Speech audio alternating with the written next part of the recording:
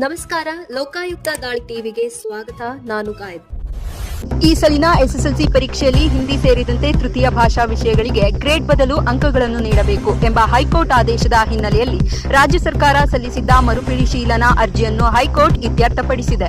ಜೊತೆಗೆ ಪ್ರಸಕ್ತ 2025-26ನೇ ಸಾಲಿಗೆ ಹಿಂದಿ ಭಾಷೆಗೆ ಗ್ರೇಡ್ ಬದಲಾಗಿ ಅಂಕಗಳನ್ನು ನೀಡಲೇಬೇಕು ಎಂದು ಸ್ಪಷ್ಟ ಸೂಚನೆ ನೀಡಿದೆ. ಮಾತ್ರವಲ್ಲ, ಸರ್ಕಾರದ ನಿರ್ಧಾರಕ್ಕೆ ಚಾಟಿ ಬೀಸಿದೆ. ಎಸ್ಎಸ್ಎಲ್ಸಿ ಪರೀಕ್ಷೆ ನಡೆಯುತ್ತಿದ್ದ ಸಂದರ್ಭದಲ್ಲೇ ತೃತೀಯ ಭಾಷೆ ಹಾಗೂ ಎನ್ಎಸ್ಕ್ಯೂಎಫ್ ವಿಷಯಗಳಿಗೆ ಅಂಕಗಳ ಬದಲು ಗ್ರೇಡ್ ನೀಡಲಾಗುವುದು ಎಂದು ಶಾಲಾ ಶಿಕ್ಷಣ ಸಚಿವ ಮಧು ಬಂಗಾರಪ್ಪ ಘೋಷಿಸಿದ್ದಾರೆ. ಈ ಕ್ರಮವನ್ನು ಪ್ರಶ್ನಿಸಿ ಚಿಕ್ಕಮಗಳೂರಿನ ಸಹನಾ ಆರ್ ನಾಯಕ್ ಹಾಗೂ ಉಡುಪಿಯ ಅನುಷಾ ಮತ್ತು ಸುದೀಕ್ಷಾ ಹೈಕೋರ್ಟ್ಗೆ ತಕರಾರು ಅರ್ಜಿ ಸಲ್ಲಿಸಿದ್ದರು. ಈ ಅರ್ಜಿಯನ್ನು ಏಪ್ರಿಲ್ 15ರಂದು ವಿಚಾರಣೆ ನಡೆಸಿದ ನ್ಯಾಯಮೂರ್ತಿ ಇಎಸ್ ಇಂದಿರೇಶ್ ಅವರ ಏಕಸದಸ್ಯ ಪೀಠ ಪರೀಕ್ಷಾ ಅಧಿಸೂಚನೆ ಹೊರಡಿಸಿದ ಸಮಯದಲ್ಲಿ ಚಾಲ್ತಿಯಲ್ಲಿದ್ದ ನಿಯಮದ ಪ್ರಕಾರವೇ ಮೌಲ್ಯಮಾಪನ ಮಾಡಬೇಕು ಎಂದು ಸ್ಪಷ್ಟಪಡಿಸಿತು. ಅದರಂತೆ ಹಿಂದಿ ಸೇರಿದಂತೆ ತೃತೀಯ ಭಾಷಾ ವಿಷಯಗಳಿಗೆ ಗ್ರೇಡ್ ಬದಲು ಅಂಕಗಳನ್ನು ನೀಡಬೇಕು ಎಂದು ರಾಜ್ಯ ಸರ್ಕಾರಕ್ಕೆ ನಿರ್ದೇಶನ ನೀಡಿದೆ.